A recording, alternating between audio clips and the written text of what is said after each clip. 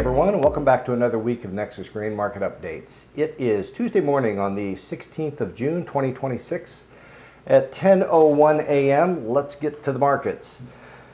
Corn right now in Chicago is down a penny. I'm 385 across my Nexus terminals for old crop corn. New crop corn looks like it's up a penny at 403 across the same terminals. Bushel of soybeans, old crop beans are up 7 cents at 10.91. New crop soybeans are up about 10 pennies at 10.74 across the various terminals. I want to go straight to a slide. I want to show you a chart, July 2026 soybeans. There's quite a little bit coming to fruition right now in our bean market and our bean complex. And really, what I really want to show everybody, draw your attention to a gap that was created last fall. 1098.5 is where our market decided to gap up. It's filled it about 3 times since then, a couple of times in December, once in January, and it appears to be determined to try to find that little spot back again right now. That's not going to happen today. Our bean market, low today, 1107.5, high 1138.5. So we have greater than a 30-cent trade range right now, with July soybeans presently trading up about 6.5 cents. All right. So yesterday, NOPA, the National Oilseed Processors Association, as the body of about 98% of all the domestic United States crush, announced May number of 208.8 million bushels of soybeans were processed in the United States. That's right at the bottom of the average guess. The average guess, the range of the guesses was 207.3 to 223. Okay, so that 208.8 right at the bottom of the average, really right at the bottom of the range. Okay. What does that mean, and why is that? Why did we have such a great range? It really boils down to soybean disappearance here in the United States. We're penciled in for about 340 million bushels of beans as a carryout in the United States before harvest occurs on the 1st of September. 1st of September down in the Gulf is when we're going to begin to see our certain amount of domestic harvest, and that's our benchmark. Okay, this is where we draw the line in time. So that number, when we really get to the end, we're going to have about 2.65 billion bushels of soybeans processed here in the United States. The number that I just gave you, 208.8 for the month of May, is 7.8% less than March. And the reason I'm using March as a comparison is that March is what I consider a non-shutdown month. That industry has to go through a shutdown season, begins in April, runs through arguably about September, and in any given defined period, on any given day, any given week, any given month, it takes about 5% of our total production reduction to allow for each plant to be down anywhere between 7 and maybe 12 days. It depends on how much money needs to be spent, how much work needs to be done. But as a rule, about 5% reduction is going to be sufficient to allow for all of the maintenance that needs to occur. This number around 8% tells us that not only is maintenance occurring, we're actually seeing a certain amount of curtailment due to disappearance. We had predicted that here at the company, that there was probably considerably more disappearance going on than what the commercials had really admitted to. I'm starting to see that show up in our WASD numbers. We're seeing it show up in our NOPA numbers. We're seeing it show up in our basis levels. The basis that you're being paid now for soybeans today is 40 cents a bushel greater than it was 30 days ago. And I'll say that again. The basis that you're being paid today is 40 cents a bushel greater than it was 30 days ago. That is the direct result of local S&D conditions that are occurring, that are putting upward pressure on your local soybean market. So Let's go to the next slide. Let's go to the corn slide. That's a completely different market altogether in that there's a lot of corn out there. You know, when we're looking at a 2 billion bushel plus carryout, again, that's arguable, but if you want to argue that 1.9 billion or 2.1 billion is a real material difference, we can do that. But the bottom line is there's a lot of corn that needs to come to market, or it needs to not come to market, but it's here.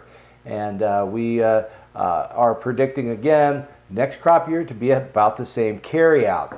When we have these cumbersome carryout numbers, it is difficult to see, it's difficult to really get any much of a market rally going. First thing that happens is that we have a considerable amount of carry built into our market. Right now, July to Dece is showing about 51% or greater of full carry. September to Dece around 62%. So there is a lot of what I would call carry pressure, which means that the speculative community is willing to make a significant contribution to carrying the crop. Other than that, you know, we have a pretty good corn crop shaping up. I'm seeing some pressure here and there, very, very spotty. The real crop to keep an eye on is everything west of the Missouri River. It's very dry over there. They've had a considerable amount of excess heat, and yeah, we have production problems that's going to occur over there. That's about all I have for slides today. Now, I do want to talk a little bit about the export news. The inspections report was published yesterday. It was a very good report. 64.4 million bushels of corn packaged up, left the country. We're on track to export about 3.45 billion bushels of corn, and we're 5% above export pace. And with these prices, don't be surprised to hear about some flash sales occurring. Low prices cure low prices. So don't be surprised. Keep your eyes and ears tuned on the markets. I would expect to see some more tenders in probably Mexico or maybe Colombia. But definitely this environment we're in does support our export market, and it's showing up in our inspections. Last week, our export sales report, again, two separate reports telling us two different things. The one thing I want to impress upon everybody about these export reports is these are obligations, and the participants are obligated to truthfully report their sales and their shipments. So with that said, again, I've already told you what the export inspections report. Sales, new crop corn sales are actually pretty good. Again, we've seen a little bit of pressure put on our prices. That does evoke buyers to show up. In a 6-year period right now, we're tied for third place with our new crop corn sales. So there's been nice steady business. No single one customer has shown up and really shined above all else. Again, our number one export customer in Mexico, and number two, we don't talk about that much, but Japan.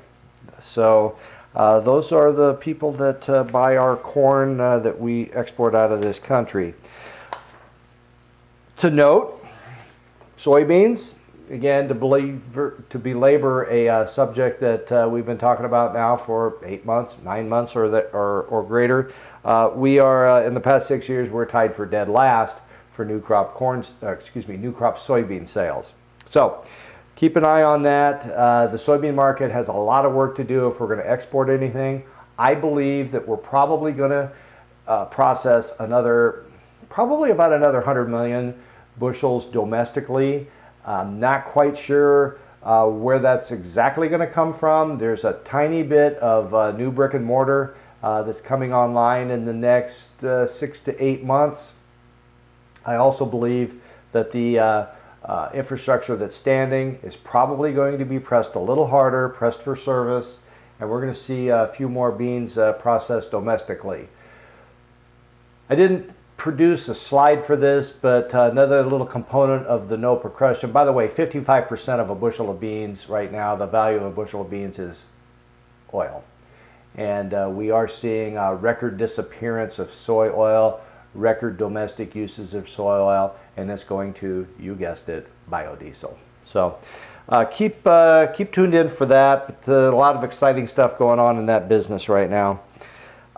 Far as the rest of the market, we've got fund pressure has pretty well backed off. I believe that we've watched our funds liquidate their extreme long corn positions from 35 days ago back to about even. Soybeans, on the other hand, the funds haven't been quite as ambitious to liquidate positions or even get short. So not a lot going on there. Calendar-wise, a couple of dates to remember. This Friday is a market holiday. There will be no markets that day.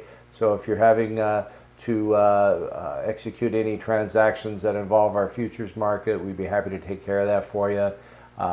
We will be here through Thursday to handle those transactions. We will be here on Friday, but we will not have access to any futures markets.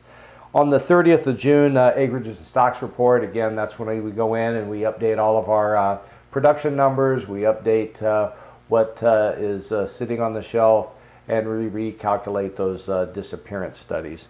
So, with that said, I will tell you that as a company, on the 24th of June, Rockford, Iowa, Nexus Cooperative is having an appreciation day. That's at our petroleum distribution center. We'd love to see all of you there. Following that up on the 16th of July, Stacyville, Iowa, similar event. Again, we appreciate all of you. We appreciate all of your business, and we'd love to see you stop in and say hello. So with that said, thank you for everything, and give us a call sometime. Bye now.